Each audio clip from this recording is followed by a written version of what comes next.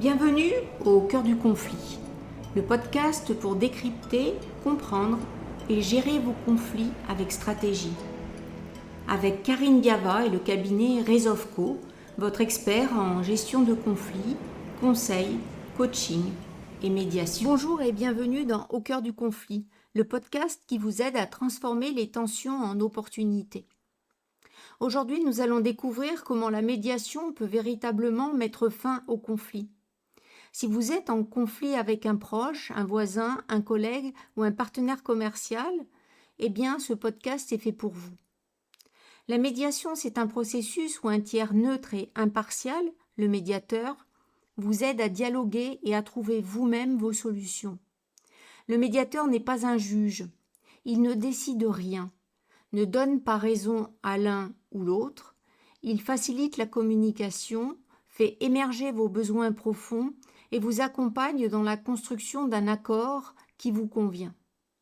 Vous connaissez peut-être le médiateur de la consommation, ou bien le médiateur de l'énergie, ou bien encore le médiateur des assurances. Le principe de base est similaire. Il s'agit toujours d'un tiers qui facilite le dialogue entre deux parties en désaccord. Mais ce n'est pas exactement la même chose. Les médiateurs de la consommation, de l'énergie ou des assurances travaillent généralement à distance, par courrier ou email, et ils peuvent émettre des recommandations ou des avis sur qui a tort ou raison, ce qui rompt en partie leur neutralité totale. On est plus dans une médiation dite évaluative et vous n'êtes pas directement en relation avec la personne, on va dire, qui vous oppose. Alors en médiation finalement civile, qu'elle soit médiation familiale, commerciale, médiation finalement d'entreprise, médiation interne ou tout type en fait de médiation conventionnelle ou judiciaire, c'est différent. Le médiateur organise des rencontres en face à face. Il ne donne jamais son avis sur qui a tort ou a raison. Et surtout, il ne propose pas la solution. Ce sont les personnes elles-mêmes qui la construisent ensemble. Le médiateur reste totalement neutre sur le contenu du conflit. Il facilite le processus, il vous permet d'être dans un espace sécurisé, mais vous gardez entièrement le contrôle du résultat. La médiation repose sur 3 piliers fondamentaux. La confidentialité totale. Tout ce qui se dit reste secret et ne peut jamais être utilisé devant un tribunal. La neutralité du médiateur, qui ne prend jamais parti. Et le volontariat. Vous restez libre à tout moment de continuer ou d'arrêter. Alors, vous vous demandez peut-être en quoi la médiation est vraiment différente d'une discussion ordinaire. Eh bien, quand vous êtes en conflit, la discussion classique fonctionne de cette manière. L'un parle, l'autre répond. Mais parce que vous êtes en opposition, chacun de vous cherche surtout à faire passer son argument, à avoir raison. C'est légitime, tout à fait normal. Sauf que ce type de discussion peut entraîner le blocage, le silence ou même la rupture complète. Voici ce qui change avec la médiation. Au lieu de parler directement à votre adversaire, vous allez parler à quelqu'un d'autre. En fait, il y a le tiers extérieur de bonne volonté qui est le médiateur. Et le médiateur, par définition, est là pour écouter et comprendre ce que vous voulez exprimer. Bien sûr, l'autre partie est là pour vous entendre, mais le médiateur va permettre, en fait, l'expression de chacun. Prenons un exemple concret. Dans une situation de travail, lundi, le rapport que vous avez fait n'était pas correct. Il y avait des erreurs et à cause de ça, j'ai perdu un client important. Le médiateur va l'écouter vraiment. Puis, il va pouvoir reformuler, en fait, dans la séance de médiation, si je comprends bien, le rapport avait des erreurs et cela vous a fait perdre un client. C'est bien ça? Quand la personne se sent entendue, vraiment comprise, en fait, elle va acquiescer et ça, c'est déjà une étape qui est importante pour elle, que l'autre partie en face, instinctivement, ne va jamais faire. Et du coup, en fait, c'est important parce que le médiateur va faire exactement la même chose avec l'autre. L'autre pourra alors dire, moi, j'étais très fatiguée ce jour-là. J'ai dû rester jusqu'à 21 h la veille et en rentrant, j'ai dû m'occuper de mes enfants. Donc oui, ça m'a échappé. Mais c'est pas vraiment, en fait, de ma faute. Et le médiateur, en fait, va renvoyer comme un miroir les bonnes raisons de chacun. Et ça, en fait, cette étape supplémentaire, ça met déjà les gens en confiance. Ça leur permet de s'exprimer, en fait, jusqu'au bout. Et en fait, cet être qui comprend l'un et qui comprend l'autre, sous-entendu, cet être, c'est le médiateur, va progressivement jouer le rôle d'un traducteur, en fait, du français en français. Et il va passer ainsi un certain temps. En passant de l'un à l'autre, en vérifiant que chacun a entendu et compris ce qui s'était passé pour l'autre, en fait, tout ça, ça va changer le rapport relationnel et ça va changer, en fait, la communication entre les deux parties. Alors aujourd'hui, la médiation fait partie de ce qu'on appelle la justice amiable. Alors, on pourrait croire que la médiation est simplement un nouvel outil pour désengorger les tribunaux ou rendre la justice plus rapidement. Mais ce serait se tromper sur ce qu'est vraiment la médiation. Si on réduit la médiation à un simple instrument pour désengorger les tribunaux, en fait, on se fourvoie complètement. On passe à côté de ce qui fait sa force. La médiation vous redonne le pouvoir sur votre conflit. Elle ne vous impose rien, elle vous accompagne dans votre propre recherche de solutions. C'est une démarche volontaire, autonome et responsable. Alors oui, elle soulage les tribunaux et c'est plus rapide qu'un procès. Mais ce n'est pas pour ça qu'elle existe. Elle existe parce qu'elle répond à un vrai besoin profond. C'est résoudre les conflits de façon humaine, en préservant les relations, en respectant la dignité de chacun et surtout en résolvant complètement, en fait, l'objet des conflits, où il n'y a pas que des enjeux d'ordre matériel. Il y a beaucoup plus d'enjeux, des enjeux psychologiques, des enjeux identitaires, etc. Et si vous voulez en savoir plus, vous pouvez vous référer à des épisodes de podcast précédents. Alors, qui peut être médiateur? C'est une question essentielle. Car, en fait, elle révèle que la médiation, c'est un véritable métier à part entière. La médiation, c'est un métier de la communication et des relations humaines. C'est pas une simple activité complémentaire qu'on exerce en plus d'un autre métier, ou qu'on peut finalement improviser je vais m'improviser médiateur. C'est une profession avec des compétences spécifiques, une éthique rigoureuse et une formation obligatoire, car en fait, le métier de médiateur et les compétences sont fondamentales pour qu'une médiation puisse correctement fonctionner. Le médiateur n'est pas nécessairement un avocat, même si un avocat peut devenir un médiateur. En fait, n'importe quel professionnel peut le devenir. Et ce n'est pas parce qu'il y a une assimilation actuellement entre justice amiable et médiation que cette profession est en fait réservée aux avocats. En fait, n'importe quel professionnel peut devenir médiateur. Un psychologue, un travailleur social, un juriste, un manager, un ingénieur. Mais l'essentiel, bien sûr, c'est de suivre une formation spécifique reconnue.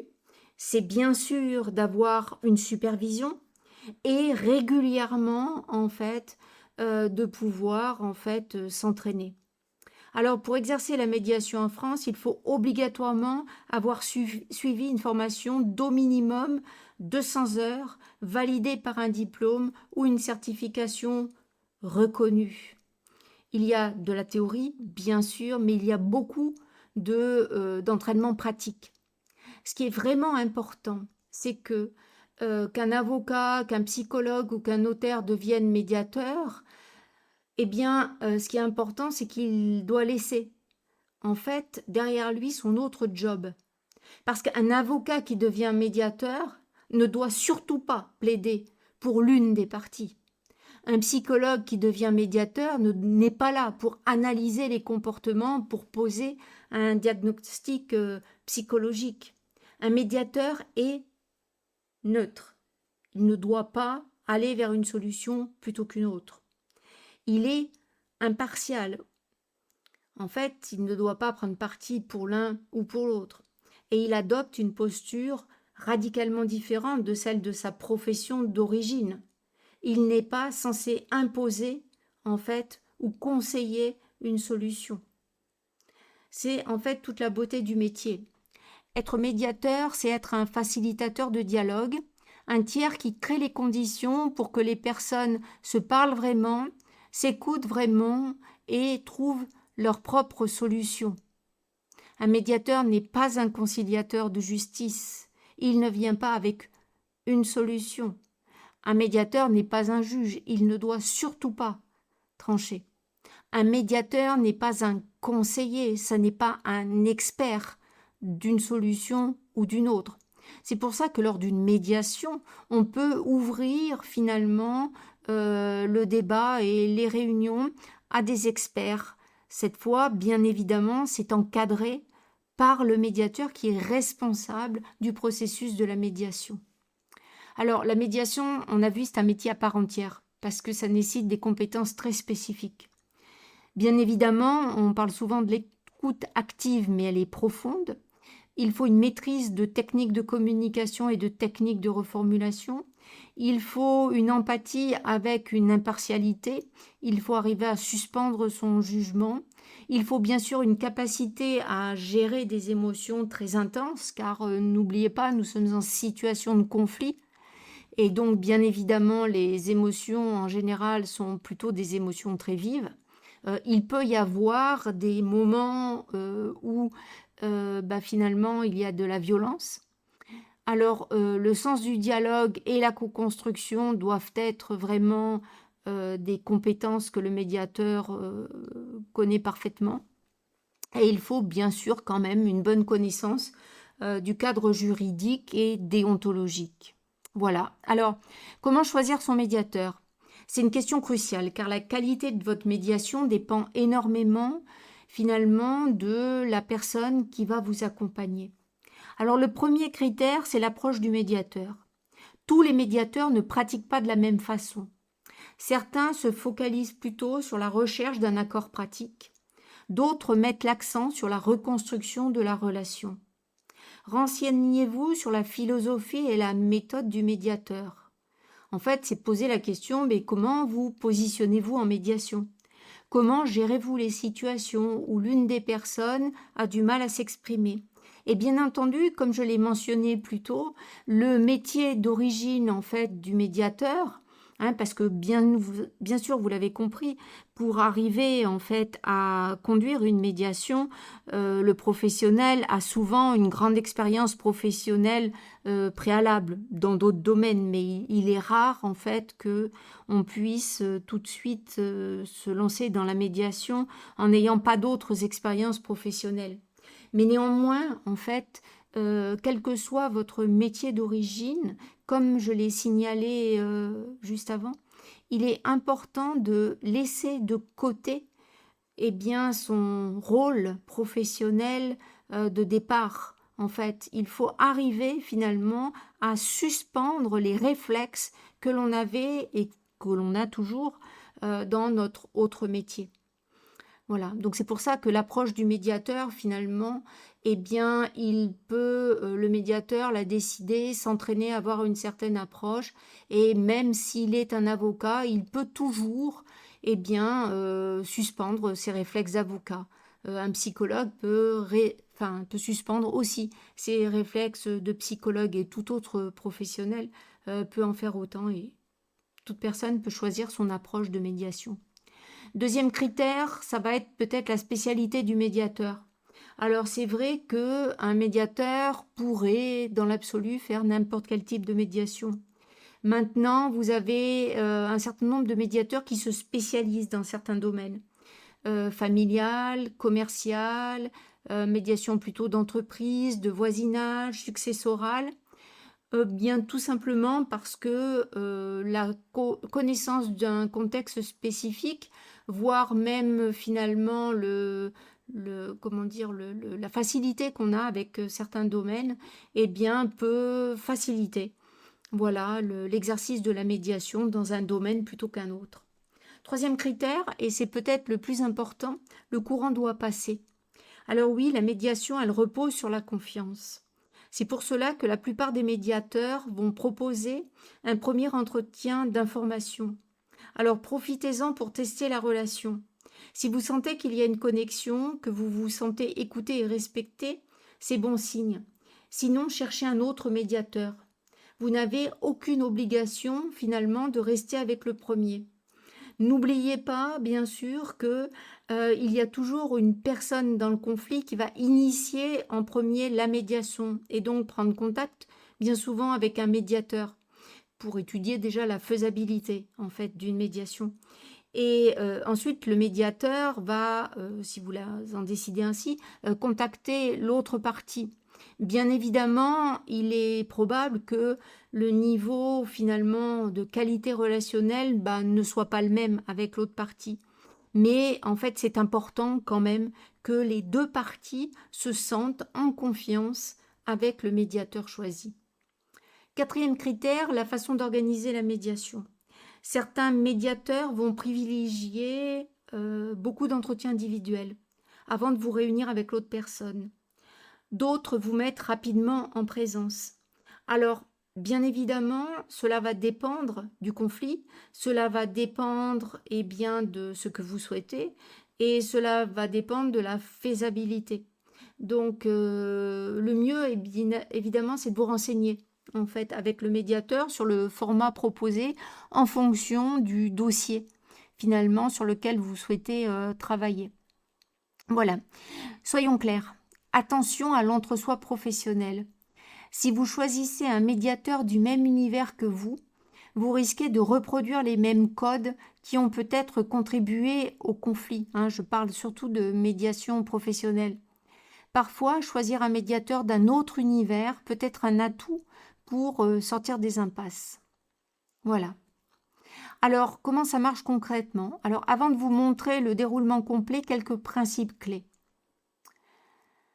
Le conflit est souvent plus complexe que ce que l'on croit voir de notre conflit. Souvent, on prête des intentions à l'autre, on a des croyances, on se dit « ouais, c'est un beau salaud parce qu'il a fait ça ». Alors que peut-être il a fait ça pour d'autres raisons, des raisons légitimes que l'on ne connaît pas. Il y a aussi 2 règles de communication fondamentales qui structurent tout. La première, le respect de la personne. On peut tout dire, ses frustrations, ses émotions, mais sans termes blessants ou dévalorisants. La deuxième, on parle de soi, de ce qui s'est passé pour nous. Pas d'accusation directe, mais moi j'ai ressenti. Pour moi, c'était important parce que. Ces règles de communication sont souvent importantes pour permettre un dialogue. Voilà. Alors, bien évidemment, une médiation, ça suit différentes étapes. Donc, nous allons les passer en revue. La première étape, c'est finalement un premier rendez-vous d'analyse du conflit. Alors, chez nous, chez Rezovco, c'est l'étape fondamentale. Quand vous contactez un médiateur, alors tous ne font pas de la même façon, mais chez nous, ce n'est pas un oui rapide au téléphone. En fait, vous avez d'abord un entretien individuel approfondi pour que le médiateur comprenne réellement le conflit. Qu'est-ce qui s'est passé? Depuis quand? Quels sont les enjeux? Est-ce qu'il est vraiment possible de dialoguer? Est-ce que vous avez vraiment envie de dialoguer? Ou vous venez par dépit ou parce qu'on vous l'a conseillé? À quel stade du conflit vous en êtes? Qu'est-ce qui a été essayé? En fait, tout ceci, c'est pour déjà évaluer quelle est vraiment la meilleure solution dans la situation donnée, voir quelles sont les solutions possibles. Pourquoi c'est important? Déjà, parce que même si on décide d'une médiation, on ne peut pas contacter l'autre partie à la légère. En tant que médiateur, on doit quand même avoir compris la situation. Par exemple, est-ce qu'il y a des violences sous-jacentes, des tromperies majeures, des secrets que l'autre ne connaît pas. Et en fait, cette première étude du conflit, ça vous permet aussi à vous de décider librement si vous voulez vraiment poursuivre par une médiation ou par un autre moyen. Et parce que parfois, après cette discussion, vous vous rendez compte que finalement, ce que vous voulez, eh bien non, c'est un avocat et pas un médiateur, en fait, et c'est OK. Ou en fait que c'est pas du tout une médiation qui serait le plus approprié pour vous. Et d'autre part, en fait, pour pouvoir contacter l'autre partie, eh bien, il va falloir se mettre d'accord finalement sur quel sera exactement le cadre proposé pour la médiation. Est-ce que on va aborder finalement toutes les questions ou bien est-ce que vous choisissez d'aborder la médiation en finalement peut-être restreignant la discussion à un seul enjeu pour voir, pour commencer. En tout cas, c'est vous qui décidez. Et bien sûr, tous les médiateurs, en fait, ne font pas de la même façon, mais c'est important pour vous, en fait, de questionner. Alors, la deuxième étape, comme vous l'avez compris, c'est contacter l'autre partie. Alors, on contacte l'autre partie pas de différentes façons, hein, soit par téléphone, soit par mail. Voilà. Alors, une fois que le médiateur a compris votre situation, voilà, il va vous informer qu'il va contacter l'autre partie. Alors, à l'autre partie, bien sûr, il faut expliquer le processus, il faut répondre aux questions de l'autre partie et ben, finalement lui proposer aussi en fait un premier rendez-vous parce que c'est toujours pareil, rien n'est décidé pour l'autre partie, il ou elle aussi peut refuser, sachant que bien évidemment, vu que la médiation est un processus volontaire, il y a le volontariat eh bien, des deux côtés. Voilà.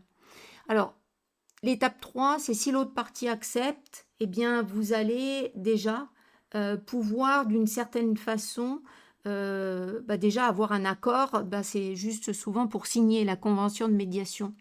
La convention, ça formalise votre engagement et il y a dessus bien sûr les règles de confidentialité absolue, les honoraires, la durée estimée, le processus. C'est un moment important en fait parce que vous voyez enfin l'autre, si vous voulez, déjà faire un pas vers vous, en fait.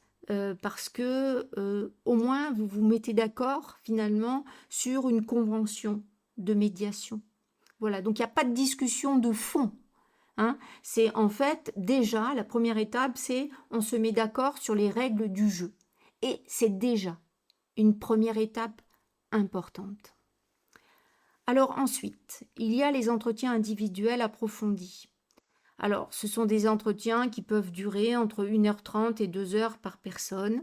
Bien évidemment, on peut décider, voilà, soit d'en mettre un nombre déterminé, soit d'être un peu plus ouvert à ces entretiens individuels quant au nombre, quant à la durée.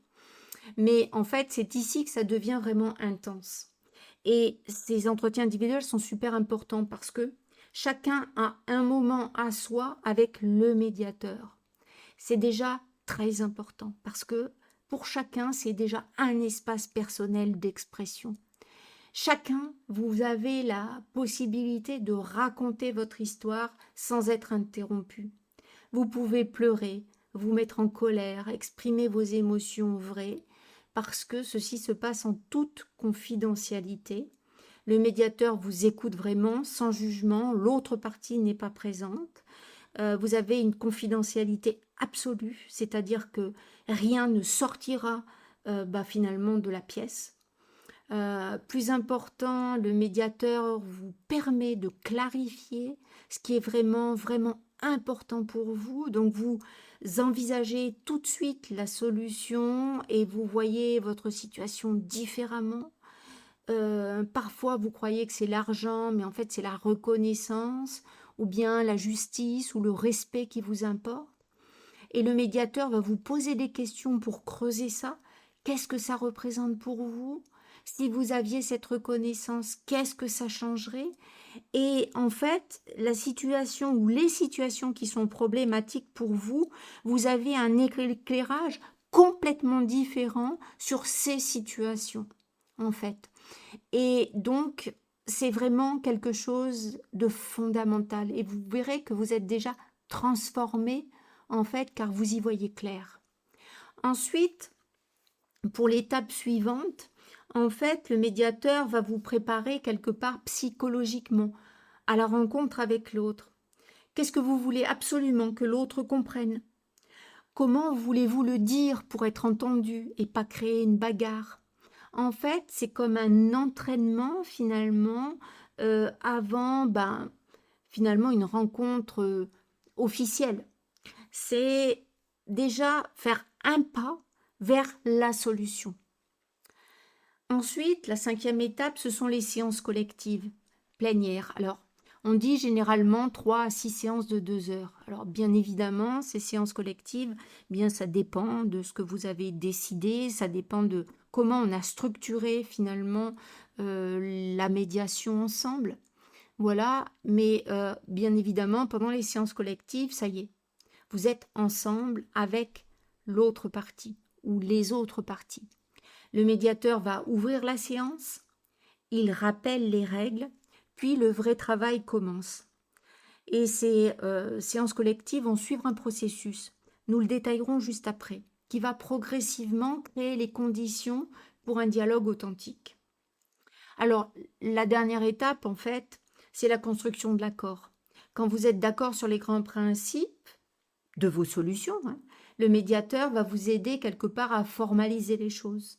C'est rédiger un protocole d'accord détaillé. Qui fait quoi, quand, comment. Vous pouvez le relire, vous pouvez suggérer des modifications. Et quelque part, vous signez quand vous êtes satisfait. Mais au moins, en fait, vous pouvez mettre un certain nombre de choses noir sur blanc. Mais c'est vous, encore une fois, qui décidez. Vous n'êtes pas obligé, en fait, de tout écrire. Là encore, comme je l'ai mentionné tout à l'heure, soit la médiation, elle était ouverte sur tous les points du désaccord, soit vous avez pu choisir d'abord de travailler un aspect finalement de la situation, un aspect de votre conflit, et vous pouvez juste construire un accord, formaliser l'accord uniquement sur ce point-là. Ou bien vous pouvez décider en fait de OK, je formalise l'accord et ensuite on va continuer la médiation sur les autres points. Ou bien vous pouvez avoir décidé de travailler tous les points d'un seul coup. En fait, ça dépend du conflit, ça dépend de ce qui a été choisi. Alors, ce qu'il faut savoir, c'est que une fois signé, l'accord peut rester, on va dire, entre vous. C'est ce qu'on va appeler un contrat simple, où vous pouvez demander à un juge de l'homologuer, c'est-à-dire de le transformer en jugement. Là, bien sûr, il faut que un avocat, donc chacun le vôtre, finalement, soit d'accord sur la rédaction de l'accord. Mais c'est pas obligatoire. Maintenant, si vous avez choisi de le faire homologuer donc par un juge, cela va donner force exécutoire à l'accord. Donc si l'autre ne respecte pas, vous pouvez faire intervenir un huissier. Mais ça encore une fois, ça va dépendre des enjeux, de ce que vous avez discuté, de ce que vous avez voulu formaliser et surtout de ce qui est formalisable. Car vous l'avez bien compris, tous les enjeux ne sont pas forcément formalisables. Donc, à voir. Voilà, donc en résumé, vous allez du premier contact individuel et approfondi à une mise en place rapide, puis aux entretiens individuels préparatoires, puis aux séances collectives où le dialogue a lieu, puis à un accord formalisé, et enfin à une homologation si vous le souhaitez. Alors, maintenant, ce qu'il faut comprendre, c'est qu'est-ce qui se passe pendant les séances collectives. Et ce que je veux vous expliquer, c'est comment le dialogue se transforme. Parce que bien évidemment, il est impossible de vous donner un processus exact des séances collectives. Ça va dépendre en fait de l'approche choisie et puis ça va dépendre un peu de comment tout ça se déroule. Il n'est pas possible d'en avoir un contrôle prédéterminé. En tout cas, c'est dans les séances collectives que le vrai changement se produit. D'accord ? Vous avez une situation plus claire suite aux entretiens individuels, Mais le vrai changement, il doit s'établir en fait entre vous deux, entre les deux parties. Alors, en fait, le changement, il va se déployer en mouvements progressifs. Chacun de ces mouvements va marquer une transformation dans la qualité du dialogue. Le premier mouvement qui se passe, c'est chacun raconte son histoire. Vraiment écouter. Donc la séance débute. Vous avez tous les deux vécu quelque chose d'incompréhensible pour l'autre. Et là, pour la première fois peut-être, vous allez l'exprimer à quelqu'un qui vous écoute vraiment. Pas pour le convaincre, juste pour être entendu. Vous parlez. Le médiateur et l'autre partie vous écoutent sans vous interrompre. Ensuite, l'autre va parler. Et encore une fois, le médiateur et vous-même, vous allez l'écouter sans le juger. C'est simple, mais c'est peut-être assez révolutionnaire finalement entre vous deux, entre les deux parties. Parce que, en fait, c'est peut-être la première fois que l'autre vous laisse être entendu. Et vous en faites de même avec l'autre. Et on entend ainsi l'autre s'exprimer, mais sans que ce soit une ou des confrontations. Le deuxième mouvement, en fait, c'est d'identifier les points sensibles et de creuser les détails. À partir de ce qui a été dit, le médiateur recense. D'un côté, ce qui est important, c'est ceci. De l'autre côté, ce qui est important, c'est cela. Et puis il creuse. Il pose des questions pour aller à la réalité concrète. Par exemple, vous avez dit que vous avez dû rester jusqu'à 21h la veille. Pourquoi? Qu'est-ce qui vous y a obligé? Et la personne peut répondre « Mon patron me l'a demandé, et si je refuse, je risque mon emploi. » Ah ah, ce n'était pas juste de la malveillance, c'était de la peur pour son emploi. Et cette peur, ça change tout. Ou l'autre dit « J'ai perdu un client », et le médiateur demande « Quel client? Que représentait ce client pour vous ?» Et la personne dit « C'était mon client depuis 10 ans. En le perdant, j'ai l'impression d'avoir échoué. Et ça me rend furieux. » Voilà, ce n'était pas juste une question d'argent, c'est une question de légitimité, de confiance en soi. Alors, pourquoi creuser les détails change tout?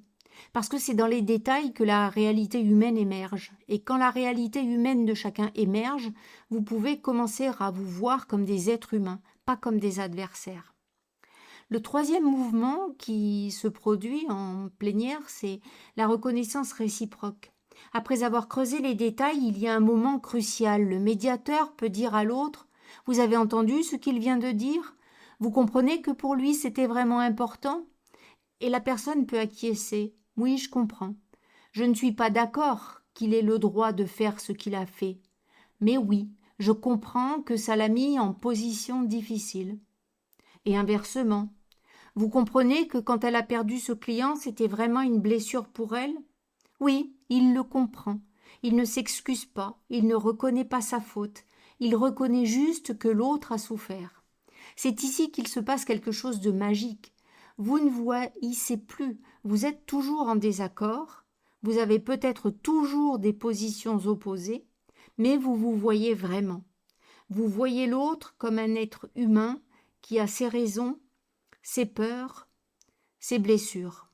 Alors, le quatrième mouvement, c'est la recherche créative de solutions, l'imagination.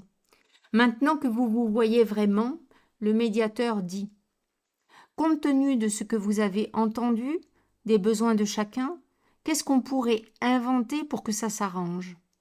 Et là, c'est la phase créative. On imagine toutes les solutions possibles. Bonnes idées, mauvaises idées, solutions farfelues, solutions pragmatiques, tout ce qu'on imagine. Ça pourrait être embaucher quelqu'un d'autre pour que la personne n'ait plus à rester tard. Ça pourrait être une augmentation. Ça pourrait être que la personne qui a commis l'erreur écrive elle-même au client pour s'excuser. Ça pourrait être que le patron reconnaisse officiellement que c'était un problème systémique, pas une faute personnelle, etc. Alors, pourquoi cette phase est-elle si importante? Parce qu'une fois que vous avez beaucoup de solutions sur la table, vous avez du choix. Et du choix, ça signifie que vous pouvez inventer quelque chose d'inédit, quelque chose que vous n'aviez jamais imaginé au départ. Et là, c'est le cinquième mouvement. le choix de la solution et l'engagement. Parmi toutes les solutions imaginées, lesquelles pourraient vraiment convenir à l'un et l'autre? Vous en sélectionnez une ou une combinaison. Et c'est votre choix, pas une solution imposée, une solution que vous avez construite ensemble. Et vous vous y engagez. Le résultat? Allez, 70 à 80% des médiations aboutissent à un accord. Et 85 à 90% de ces accords sont respectés spontanément. Bien mieux que les jugements, qui nécessitent une exécution forcée quand les jugements sont exécutés. Voilà, donc on a vu les 7 étapes d'une médiation et comment, en fait, dans les réunions plénières qui sont finalement un des cœurs de la médiation, comment finalement le processus se déploie naturellement, transformant peu à peu la qualité de votre interaction. Alors vous avez aussi la liberté d'arrêter à n'importe quel moment. Si à un moment vous sentez que ça ne marche pas, que l'autre n'est pas de bonne foi ou que vos limites personnelles sont atteintes, vous pouvez arrêter. C'est le principe fondamental du volontariat. La médiation ne vous emprisonne jamais. Alors, qu'est-ce que la médiation va vraiment vous apporter? Et honnêtement, où sont ses limites? Alors, les bénéfices quand on arrive à un accord, eh bien, c'est que vous reprenez le pouvoir sur votre propre vie.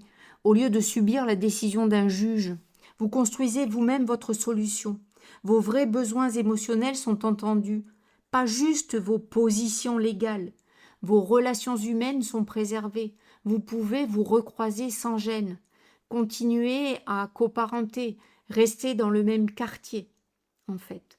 Et ça, bien sûr, le procès ne vous le permet pas. Vous trouvez des solutions vraiment sur mesure, adaptées à votre vie réelle et pas une solution qui vous est imposée. Et bien sûr, c'est plus rapide, 1 à 3 mois contre 1 an et demi à 3 ans. C'est moins cher, en fait, c'est de 600 à 2000 euros environ, contre 5000 à 15 000, en fait, avec les frais d'avocat. Et en plus, c'est complètement confidentiel. Alors, il y a 3 effets, même en cas d'absence d'accord total. Les haines sont là, les rapports de force sont là. Cependant, même si on n'aboutit pas à un accord complet, 3 choses positives se produisent dans ces conditions. Premièrement, la relation s'améliore. À force de parler et d'échanger, même sans accord, on comprend mieux ce qui s'est passé pour l'un et pour l'autre. En fait, même si les haines sont là et les rapports de force, on l'a dit, c'est crucial quand vous allez continuer à vous croiser. Dans une entreprise, vous changez de service, mais vous vous séparez en sachant pourquoi. Dans une fratrie, vous comprenez les non-dits. Comme parents, vous pouvez continuer à parenter même avec moins de haine. Deuxièmement, la créativité de solution devient possible. Alors qu'un juge dit ça ou ça, selon la loi, en médiation, on arrive parfois à 10 solutions différentes. Vous n'êtes plus enfermé dans un cadre légal rigide. Troisièmement, il y a de l'équité. À force d'échanger, et c'est le travail du médiateur de bien vérifier, on trouve un équilibre. On sort en ayant choisi une solution, non en la subissant. Alors, dans le prochain épisode, on détaillera peut-être certains exemples concrets. Mais je peux là juste commencer par vous aborder 4 exemples qui montrent comment la médiation aide concrètement. Le premier exemple, c'est une médiation commerciale, fournisseur-distributeur. En fait, un fournisseur et un distributeur travaillent ensemble depuis 10 ans. Le fournisseur modifie ses conditions de facturation. Le distributeur refuse. Les factures impayées s'accumulent, 150 000 euros. Le fournisseur assigne le distributeur en fait en justice. Sans médiation, procès en première instance sur 2 ans, 3 ans, coût d'avocat entre 5 000 et 8 000 euros, un vainqueur et un vaincu, et certainement fin de la relation commerciale. Avec une médiation, en fait, qu'est-ce qui s'est passé? On a découvert en 6 séances que le distributeur a de graves difficultés de trésorerie. Pas de mauvaise volonté, c'est vraiment sa réalité financière. Et le fournisseur, lui, a un problème différent. Il a surtout besoin de visibilité marketing. Donc la solution, c'est quoi? Eh bien, le distributeur paie 1/3 du montant immédiatement et ensuite fait de la visibilité marketing gratuite au fournisseur qui vaut plus que les 100 000 euros restants. Les deux récupèrent quelque chose donc la relation continue. Alors comment ça aide vraiment ? Eh bien, au lieu de perdre une relation commerciale de 10 ans, vous en créez une plus solide. Vous n'êtes plus dans la logique « j'ai raison, tu as tort », mais plutôt « comment on s'arrange tous les deux ». Et la trésorerie, qui était l'enjeu réel du distributeur, n'était jamais visible au tribunal. Seule la médiation, en fait, le révèle. Ensuite, le cas d'une médiation successorale, avec l'héritage d'un chalet. La situation, c'est 6 frères et sœurs héritent d'un chalet, en fait, près d'un lac. 3 veulent le garder. C'est leur enfance, leurs souvenirs, la tradition familiale. 3 veulent le vendre pour récupérer leur part et financer leurs propres projets. Les tensions explosent. Les discussions sont enlisées pendant 2 ans. Sans médiation, l'un des 3 qui veut garder va signer les autres ou proposer une vente forcée via un notaire. Les frères vont se brouiller, quelqu'un va acheter le chalet, mais les relations familiales seront détruites à jamais. Avec une médiation, qu'est-ce qui s'est passé ? Eh bien, on a creusé vraiment. Ceux qui veulent garder le chalet, en fait, il y en a un qui dit « c'est notre mère qui l'a choisi. J'ai l'impression qu'en le vendant, je la trahis. » Un autre dit « mes enfants, ça sera leur endroit de jeu. » Ceux qui veulent vendre, eh bien l'un dit « j'ai besoin de cet argent pour financer mon divorce et rester avec mes enfants. » Un autre « franchement, j'irai au chalet 1 fois par an, pas plus. » Eh bien la solution créative, eh bien ça a été quoi ? Vendre le chalet. Mais un des frères, celui qui avait peur de trahir la mère, a racheté une petite parcelle du terrain pour y mettre une roulotte. Cela correspond à son besoin émotionnel, garder un lien avec le lieu, finalement à bas coût. Les autres ont pu récupérer leur argent et surtout la fratrie est restée unie et a pu se retrouver en fait à la roulotte. Alors comment ça aide vraiment ? Eh bien, vous sortez de chalet entier contre chalet vendu vers qu'est-ce qui est vraiment important pour chacun et comment finalement on peut préserver ça. Alors une petite roulotte sur un terrain n'aurait jamais été proposée au tribunal. Seule la médiation a fait émerger cette créativité et en fait a permis de garder la famille. Alors vous avez compris, la médiation offre une voie différente du procès, plus humaine, plus respectueuse, où vous restez aux commandes. Vous savez qui peut être médiateur, comment le choisir et comment se déroule concrètement une médiation. Vous savez aussi maintenant que même sans accord complet, les relations s'améliorent et des solutions créatives émergent. Bien sûr, mais toutes les médiations ne se ressemblent pas. Dans la partie 2, nous verrons encore 2 exemples et nous allons explorer les différentes approches et comparer médiation et procès. Alors, si vous sentez que des informations sur la médiation vous manquent ou qu'il vous reste des points d'interrogation quant à comment se déroule une médiation, eh bien, je vous invite à écouter peut-être le 2e épisode en fait de ce podcast sur la médiation ou bien en fait à nous contacter chez Resolve.co. Nous proposons de toute manière des accompagnements personnalisés en analyse de conflits, coaching et médiation qui vous aident à faire en fait l'analyse en profondeur et qui vous permettent de décider ou non de faire une médiation. Pour plus d'informations, vous pouvez consulter notre site www.resolve.co.fr. Et si vous avez des questions, des situations dont vous aimeriez qu'on parle dans un prochain épisode, écrivez-nous. Vos questions nourrissent notre réflexion. C'était un épisode d'Au cœur du conflit. Pour aller plus loin, retrouvez la transcription de cet épisode et d'autres ressources sur notre site resolve.co.fr. Merci de votre écoute. À très bientôt et prenez soin de vous. Merci d'avoir écouté cet épisode d'Au cœur du conflit, le podcast qui révèle les angles morts de vos conflits. Pour aller plus loin et débloquer vos situations complexes, retrouvez tous nos accompagnements sur www.resolve.co.fr. Resolve.co, votre cabinet spécialiste en gestion de conflits, conseils personnalisés, coaching stratégique et médiation pour vos situations professionnelles, familiales et personnelles. Si cet épisode vous a apporté des clés de compréhension et des outils, abonnez-vous et partagez-le. Vos questions et vos situations sont les bienvenues. Au cœur du conflit, un podcast Résolve Co.